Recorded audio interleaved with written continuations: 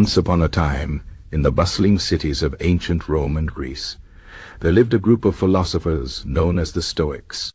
They were men like Seneca, Epictetus, and Marcus Aurelius, thinkers who pondered life's deepest questions. Among their many teachings, they had much to say about wealth, not just how to get it, but how to live with it, how to lose it, and most importantly, how to see it for what it truly is. This is the story of what the ancient Stoics can teach us about wealth, lessons that are just as powerful today as they were 2,000 years ago. Long ago, Seneca, a wealthy advisor to the Roman Emperor Nero, wrote letters to his friend Lucius about the nature of money. Seneca himself was rich, but he knew that wealth could be a trap. He saw how men chased gold and lands, thinking these things would bring them happiness, only to find themselves more anxious than before. The Stoics believed that wealth was neither good nor bad. It was indifferent. What mattered was how a person used it, and whether they could live without it. Imagine a man named Lucius. He was a merchant in Rome, and over many years he built a fortune. He had fine clothes, a grand house, and slaves to tend to his every need. At first, Lucius believed his wealth made him powerful. But soon he noticed something strange. The more he had, the more he feared losing it. He worried about thieves, bad investments, even the envy of his friends. His riches, instead of freeing him, had become chains. One day, Lucius met a Stoic philosopher who told him a simple truth. Wealth is a tool, not a master. The philosopher explained that money could buy comfort, but it could not buy peace of mind. True freedom came from knowing that even if everything were taken away, a person could still be content. Lucius struggled to understand. How could a man be happy without wealth? The philosopher smiled and told him the story of Diogenes.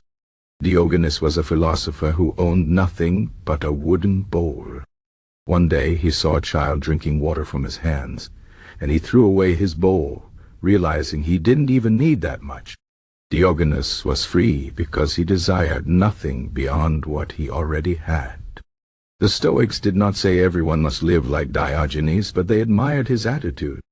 Wealth was useful, but dependence on it was dangerous. Seneca wrote that the wise man could lose everything, and still say, "I have lost nothing." This did not mean he felt no pain, but that he knew his true worth was not in his possessions.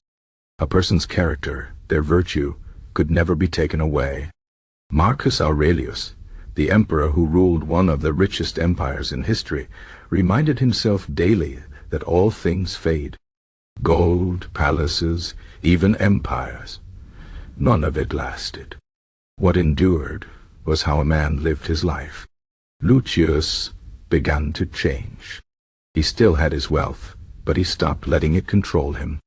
He gave money to those in need, not for praise, but because it was the right thing to do.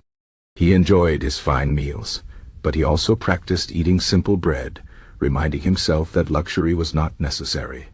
When a storm destroyed one of his ships, he felt the loss. But he did not despair. He had learned the Stoic secret, that fortune could take away externals, but it could not touch his inner peace. The Stoics also warned against the love of money for its own sake. Epictetus, who was born a slave, taught that greed was a form of slavery. A man who always wanted more would never be satisfied, no matter how much he had. The chase for wealth became a prison of endless desire. Instead, the Stoics practiced gratitude. They took time to appreciate what they had, rather than always longing for what they lacked. In our modern world, these lessons are more important than ever. We live in a time of great riches, yet many people feel emptier than ever. We buy things we do not need, chasing happiness through possessions, only to find it slips through our fingers. The Stoics would tell us to step back. Ask yourself, how much do I truly need? Could I be happy with less? If I lost my wealth tomorrow, would I still be myself? Seneca once said, "It is not the man who has too little, but the man who craves more, who is poor." Poverty, in the Stoic sense, was not about the amount of money one had, but about the endless hunger for more. A rich man who always wanted more was poorer than a beggar who was content with his bowl of soup. The Stoics did not hate wealth. They understood its uses. Money could feed the hungry, shelter the homeless, and support good works. But they warned against letting it define you. Your worth is not in your bank account, but in your actions, your kindness, your wisdom. So what can the ancient Stoics teach us about wealth? They teach us that money is neither a curse nor a salvation. It is a tool.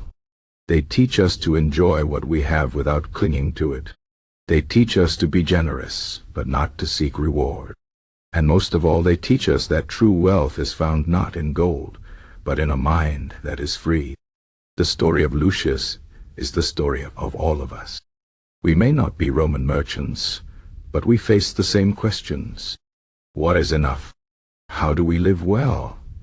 The Stoics offer no magic formula for riches, but something far more valuable, a way to live with wealth, or without it, and still be at peace. So the next time you worry about money, remember the Stoics. Ask yourself, am I the master of my wealth, or is it the master of me? Can I use it wisely, and can I let it go if I must?